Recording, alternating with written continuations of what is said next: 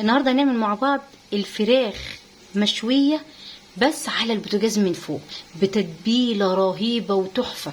يلا بينا على طول نشوف البطاطس والفراخ المقرمشه دي عملناها ازاي. يلا بينا. عشان نعمل خلطه الفراخ بتاعتنا عندي كده ربع كوبايه حليب، حطيت عليها معلقتين كبار خل عملوا لي الشكل اللي انت شايفاه دوت، او عندك كوبايه زبادي بتنزلي بيها، او كوبايه لبن رايب. تمام.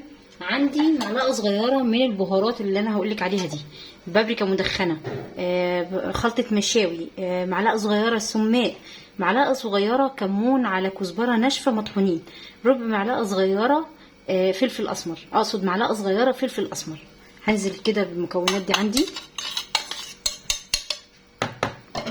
عندنا ايه تاني؟ عندي معلقه كبيره من معجون الطماطم الجاهز، ومعلقه صغيره من خلطه المستردة، معلقه صغيره. عندي ربع كوبايه زيت زيتون او زيت نباتي، اي زيت، بس زيت الزيتون في الوصفه دي بيحليها جدا.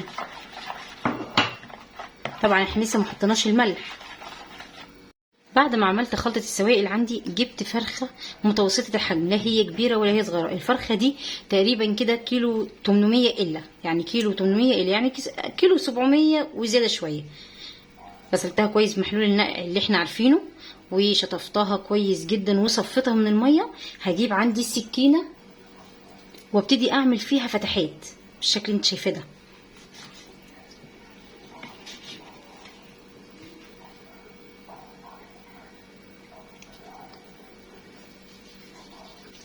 اوصل بس لحد قبل العظم. ليه الكلام ده؟ عشان خاطر الفراخ بتاعتي تستوي كويس وما يبقاش فيها اي دم عند العظم. زي ما احنا عارفين العظم بيبقى قصاده حواليه كده دم. تمام. هعمل كل اجزاء الفرخه كده وهرجع لكم. وده شكل الفراخ بتاعتي بعد ما شرحتها زي ما قلت لكم، الشكل اللي انت شايفاه ده. وده شكل الفراخ بتاعتي بعد ما شرحتها كذا يعني تقطيعه كده من فوق ومن تحت لحد العظم كده، حتى الصدر. بصي الصدر قطعته كذا جزء كده بالشكل ده، عشان زي ما احنا عارفين الصدر بيبقى ناشف شويه اهو زي ما انت شايفه. هجيب عندي الخلطه اللي انا عملتها التحفه دي، وزي ما احنا عارفين انا لسه ما نزلتش بالملح. ليه بقى؟ لان انا هحطها شويه في التلاجة تتشرب من التتبيله التحفه دي، فانا لو حطيت الملح دلوقتي فهي هتنزل لي ميتها، يبقى انا اتلاشى الموضوع دوت. فاعمل ايه؟ احط الملح خلاص وانا قربت اسوي. بس يا ريت ما تنسوهوش. انزل كده الخلطه بتاعتي. هبتدي عندي اعمل مساج للفراخ بالتتبيله التحفه دي بالشكل اللي انت شايفاه ده. اخلي الخلطه بتاعتي تدخل في كل اجزاء الفراخ. هنزل عندي بمعلقتين كبار من دبس الرمان،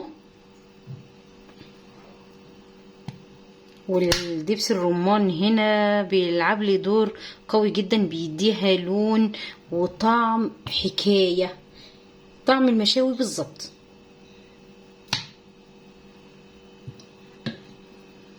ومعلقه كبيره توم بالشكل ده. هقلبهم كويس جدا وهدخلهم التلاجة براحتك. يعني انت لو عملت الفراخ دي من قبلها بليله بتبقى كويسه جدا جدا. وزي ما اتفقنا ما بنحطش الملح دلوقتي، بنحطه قبل الاكل، قبل تسويه الفراخ دي بالظبط على طول، لان لو حطيته هينزل الميه. زي ما اتفقنا هدخلها التلاجة ما يقل عن ساعتين، مش اقل من ساعتين. عايزه تقعديها اكتر براحتك، كل ما قعدت كل ما الفراخ بقت جوسي في التسويه وتحفه. هنا دلوقتي عندي كده بعد ما شربت الفراخ بتاعتي ودخلت في الخلطه التحفه بتاعتي التتبيله ديت جوه الفتحات اللي انا فتحتها في الفراخ، هدخل الفراخ التحفه دي التلاجة. يعني لو قعدتيها ساعتين او 3 طالما انا ما حطيتش فيها ملح فما تقلقيش، الفراخ هتبقى جوسي وتحفه. هحطها ساعتين كده قبل ما ابدا فيها، وبعد كده نكمل مع بعض وبعد كده هنرجع تاني نكمل باقي الوصفه بتاعتنا وخطواتها. بعد ما عملنا الفراخ بتاعتنا في التتبيله وسيبناها في التلاجة تتبل شويه وتشرب من التتبيله، هنحضر عندنا الارضيه بتاعت الصينيه اللي هنحط فوقها الفراخ. عندي هنا 3 بصلات كبار مقطعاهم بالشكل اللي انت شايفاه ده. عايزه تقطعيه دواير كامله على بعض براحتك. عندي 3 قرون كبار فلفل رومي مقطعاه بالشكل اللي انت شايفاه ده. وعندي 3 فصوص كبار من الثوم. وعندي كمية من البطاطس. طبعا انا مش هقدر اقولك على الكمية لان دي حسب احتياجك انت. مقطعاها برضو بالشكل اللي انت شايفاه ده وشطفها كويس جدا ومصفيها من المية. عندي صينية حطاها على النار بتسخن، هنزل فيها بمعلقتين من الزيت كده عباد الشمس ومكعب من الزبدة بالشكل اللي انت شايفاه ده. اول ما الزبده كده تبتدي عندي تدوب وتسخن مع الزيت، هنزل عندي بالبصل اللي انا مقطعاه. الخطوه دي بتخلي لي البصل ما يبقاش طعمه زي الني في الصينيه، لا انا بديله التشويحه دي على النار. انا مش هحمره ولا هخليه حتى يصفر، لا انا هخليه بس يبتدي يدبل بس في الزبده والزيت. هبتدي انزل على البصل كده بمعلقه صغيره من الملح والفلفل بالشكل اللي انت شايفاه ده، واقلبها. وزي ما اتفقنا ان الملح بيسرع لي من عمليه تسويه البصل. طلعنا عندنا الفراخ من التلاجة وزي ما اتفقنا ما حطينلهاش ملح. هحط لها معلقه صغيره كده من الملح وهبتدي اقلبها كده، اقلبها في التتبيله بتاعتها. ما تكترش ملح عشان في ناس ما بتحبش الملح كتير، فالملح ده راجع ليكي انت. شوفي المقدار الملح اللي بيظبط اكلك. انا شايفه ان كده تمام. اول ملح عندي كده. دي الخلطه بتاعتنا. وخدت قيمه يعني 3-4 معالق كده من الخلطه اللي هي بتاعه تتبيله الفراخ. وهعمل فيها ايه بقى انا هقول لكم دلوقتي. هنستخدمها استخدام. ده البصل عندي بعد ما شوحته على النار، هنزل عليه بالفلفل بتاعنا كده و3 فصوص الثوم هخرطهم. خرطت 3 فصوص الثوم بالشكل اللي انت شايفاه ده. وهبتدي انزل كميه البطاطس عندي.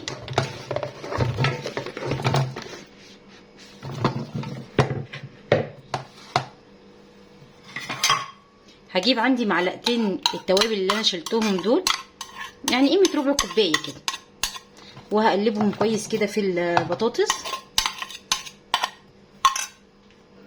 ودلوقتي بعد ما يعني حطيت جزء من التتبيله كده عندي على البطاطس والفراخ، اقصد البطاطس والبصل، هنزل عندي بمعلقه صغيره كده من الملح، رشه كده ملح، واقلب المكونات دي كده مع بعض. ابتدي ارص كده البطاطس عشان انزل عندي بالفراخ بتاعتي. بسم الله. هنزل على الجزء اللي فيه الجلد يعني كده.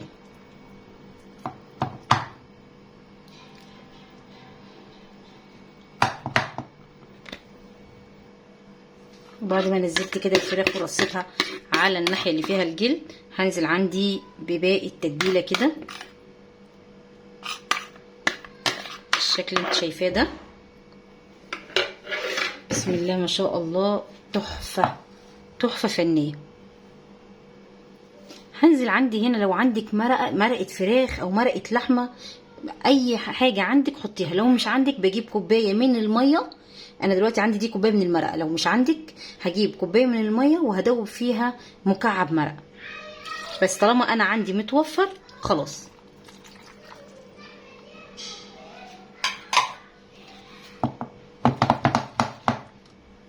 هنجيب عندنا دلوقتي عندي ورق زبده، هغطي الصينيه دي بالشكل اللي انت شايفاه ده، وورق ألمونيوم هبتدي اقفلها كده.